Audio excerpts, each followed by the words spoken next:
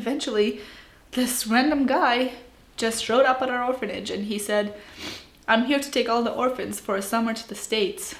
And there were 15 of us that were there constantly in the older orphanage, and there were about 90 kids in the younger orphanage. There was an interview process, and they asked us why we were there and how long we had been there, and we told them we were there because we didn't have parents. Our parents abused us, and so they never came to visit us, and we didn't know why they never came to visit us, but now we do because the records were sealed, they couldn't find us.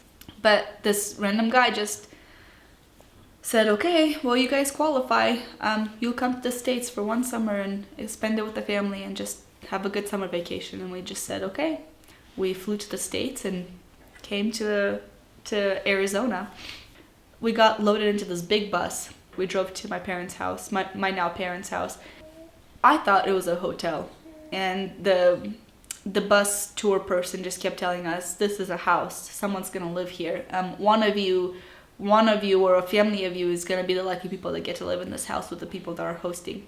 We got off the bus, we went into the backyard, and you come to like this incredible pool and this massive like soccer field type of area, and then a tennis court. And so we kind of all got packed into that tennis court, and we were being divided into our own families and being divided by orphanage into our own families. And then all these people started showing up to come and claim their kid that they were wanting to host for that same month. I saw my now mom, and I saw her across the tennis court, and I just got so excited. I was like, I found her. All my prayers have been answered. I found her. She's going to be my mom. And I turned towards my twin, and I was like, I found her. She's going to be our mom. And she just shut me down constantly. She didn't want me to get my hopes up and then be disappointed, I think. And she just kept telling me, no, she's not going to be our mom, stop.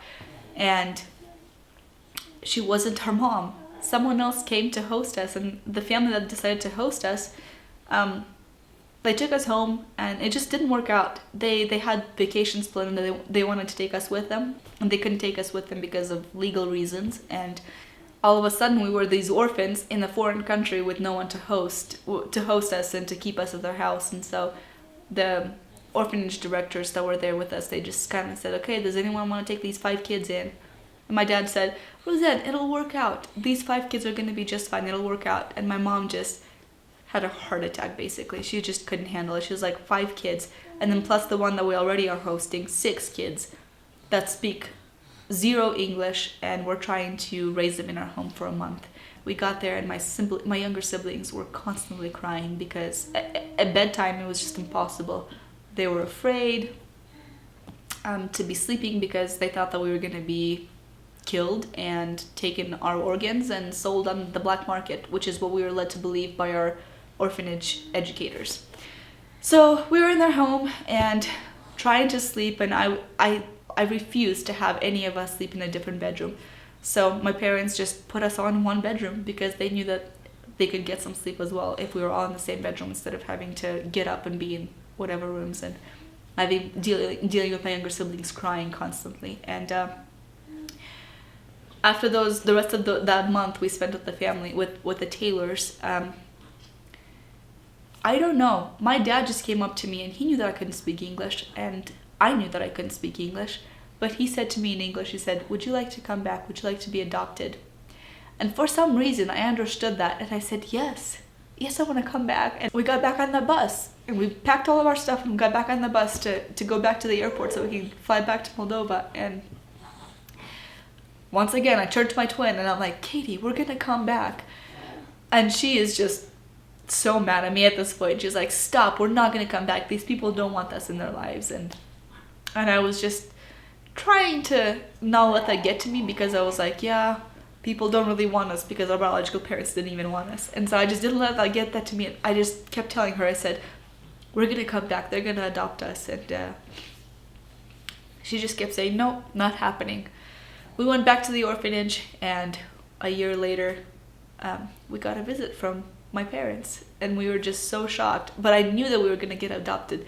They took about a year for all the paperwork to be processed and accepted and everything. And we weren't told that we were going to get adopted until after that Christmas. But I knew it. I knew it was going to happen.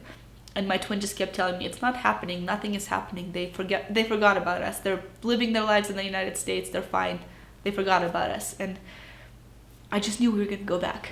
And when they showed up at the orphanage, I was just beside myself. I was just jumping up and down. I was like, yes, we're gonna get adopted. And my prayer was actually answered. My mom, I got my mom that I wanted. It also helped that we all looked like exactly like her. And anyways, I always knew that I was supposed to be her daughter no matter what. Every choice that I make, I just think, man, I would not be here to be able to make this choice if it wasn't for my parents, for the adoption, and giving me the opportunities to improve my own life, I guess. And now I'm married. I have 4 children. Raising my kids is just so amazing. I love it. They drive me insane sometimes, but I absolutely adore them. And I do my absolute best to not raise them in the way I was raised. Try to raise them with love and kindness.